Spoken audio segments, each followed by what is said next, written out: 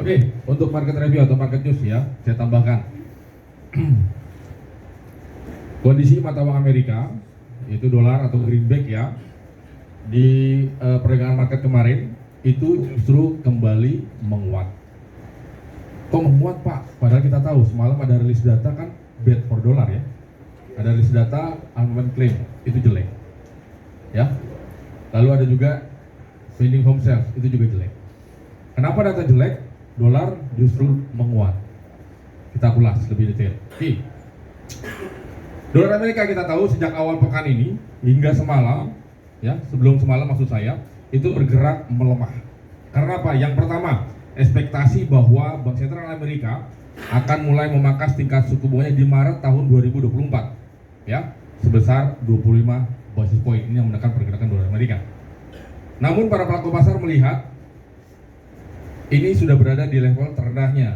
Karena apa? Kita tahu bahwa indeks dolarnya atau DXY kemarin berada di level 100.80. Pagi ini kembali bangkit ya ke level 101.20.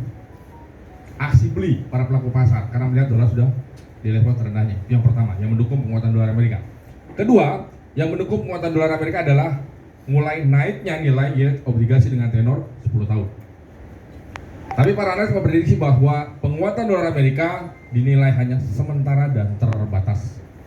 Karena apa? Yang tadi saya katakan, ekspektasi atau sentimen market justru negatif untuk dolar Amerika seperti itu. Ya, jadi penguatan dolar Amerika ini terbatas. Sekarang tinggal kita korelasikan terhadap pergerakan market, terutama terhadap gold. Ya, semalam begitu rilis data, kita live trading amsyong. Karena datanya kan rilisnya kan negatif, harusnya emasnya kan naik. Ternyata emasnya malah turun. Karena apa? Aksi profit taking di gold. Karena sebelumnya kita tahu selama 3 hari berturut-turut emas naik dia. Ya. Jadi begitu ada aksi profit taking, level tertinggi adalah 2088 kemarin. Terendahnya adalah 2065. Karena apa? Jika level 2090 berhasil di break, akan ada angka 2100. Itu kalau secara teknikal. Makanya belum mencapai ke sana, begitu menyentuh level 2088 turun lagi kembali. Kalau untuk hari ini pergerakan gold secara teknikal akan coba rebound, akan coba recovery, naik ke level berapa Pak? 2088. Dia akan mencoba level itu. Jika level 2088 tidak berhasil di break kembali, kalian boleh entry sell di situ. Di 2085 sampai 2088. Lihat level itu. Jika tidak berhasil di break, sell di situ boleh. Ya. Target lumayan 5 sampai dengan 10 poin. Kalau mentalnya kuat plus didukung oleh equity yang kuat.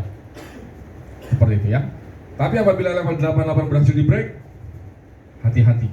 2100 akan nampak. Itu adalah level secara teknikal. Kalau penurunan bagaimana Pak? Penurunan ya. Dia akan mencoba ke level kemarin kan terendah 61 ya, pernah terjadi 2 hari yang lalu 61. Dia akan coba break di level 60. Jika level 60 berhasil di break, akan ada angka 55 dan 45. Itu kalau secara teknikal. Untuk pergerakan gold. Secara fundamental, di hari terakhir perdagangan di tahun 2023 ini tidak ada rilis data high impact. Bahkan mayoritas para pelaku pasar atau investor cenderung adalah long vacation karena Nataru seperti itu. Jadi itu adalah level-level pergerakan emas, ya. Dan saya prediksi pergerakan emas hari ini cenderung terbatas. Oke, sekarang kita beralih ke minyak. Minyak kembali turun dia. Setelah menyentuh level tertinggi di level 74, dia kembali turun. Karena apa? Kita tahu awalnya kekhawatiran pasokan karena jalur distribusi di Laut Merah ini mengalami gangguan. Imbas apa? Serangan Houthi. Houthi adalah negara Yaman, pasukan Yaman yang menyerang kapal yang membawa bahan bakar minyak berbendera Israel ataupun yang menuju ke Israel itu diserang. Imbas apa? Perlawanan terhadap serangan Israel ke Gaza. Seperti itu. Namun beberapa perusahaan besar sudah mulai melalui rute itu kembali sambil didampingi oleh pasukan-pasukan internasional. Ini yang menyebabkan harga minyak kembali turun. Itu yang pertama. Yang kedua, aksi profit taking biasa. Ini juga menekan pergerakan dari minyak. Jadi potensi untuk hari ini pergerakan harga minyak akan melanjutkan penurunannya seperti itu. Ya. Oke. Sekarang kita beralih ke forex major rate. Euro, pound sterling, Aussie serta yen. Hampir seluruhnya kita lihat kemarin pergerakannya adalah melemah. Karena apa? Aksi profit taking. Itu wajar, ya. Dan pelemahan market untuk di forex ini dinilai hanya terbatas dan sementara. Karena apa?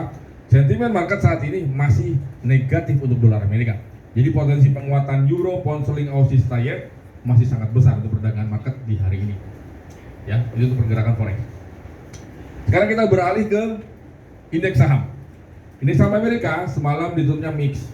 Dow Jones Industrial Average ditutup naik tipis 0,14%, S&P naik 0,04%, sedangkan Nasdaq turun 0,03%. Seperti itu, ya. Karena apa? Para pelaku pasar lebih berhati-hati. Karena apa? Akhir tahun 2023. Kalau secara teknikal, kalau kalian perhatikan pergerakan indeks saham Amerika cenderung sudah berada di overbought-nya. Jadi kecenderungannya dia akan turun untuk indeks saham Amerika seperti itu. Ya.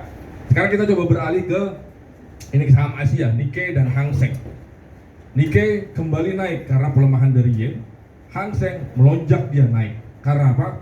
Para pelaku pasar melihat Hang Seng sudah berada di level terendahnya, itu yang pertama.